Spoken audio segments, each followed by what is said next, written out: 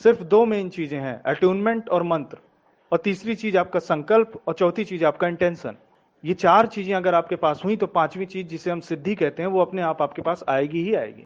बस आपको इतना ख्याल रखना। यहां मैंने ये भी बता दिया कि कितना मंत्र जप करना है या करना होगा, लेकिन स्टार्टिंग क्रोध भैरव से ही होगी, और पहले आपको क्रोध भैरव को ही टाइम देना पड़ेगा। कोई जरूरी नहीं है कि 1.25 लाख या 3 लाख या 5 लाख कोई एक फिक्स वो होता है। मैं आपको अटूनमेंट ही इतना पावरफुल दे देता हूं कि अगर आप प्रैक्टिस कर रहे होंगे तो मैं समझता हूं मंत्र जब सिर्फ आपके लिए फॉर्मेलिटी है, बस सफलता बिल्कुल आपको मिल ही जाएगी। और काफी लोगों को मिल रही है बहुत तेजी से, जो बाकी अदर्स ग्रुप में है जिन्होंने मंत्र एम्पावरमेंट लिए हुए हैं मुझसे।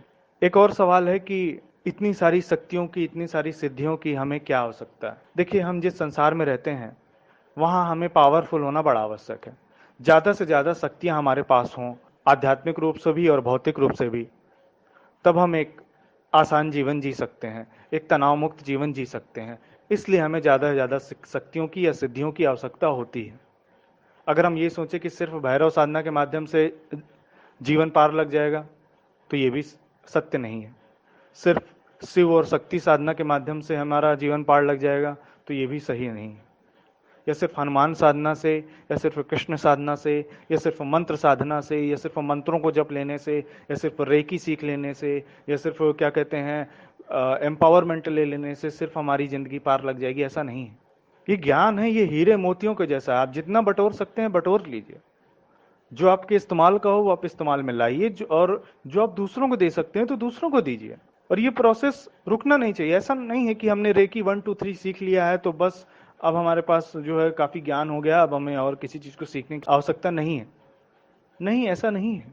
हर चीज का सॉल्यूशन रेकी नहीं है। हर चीज का सॉल्यूशन हनुमान जी नहीं दे सकते। हर चीज का सॉल्यूशन अप्सराएं भी नहीं दे सकती। हर चीज का सॉल्यूशन योगिनियां भी नहीं दे सकती। हर चीज का सॉल्यूशन भैरव भी नहीं दे सकते। हमें सबका कॉम्बिनेशन यूज करना पड़ता है।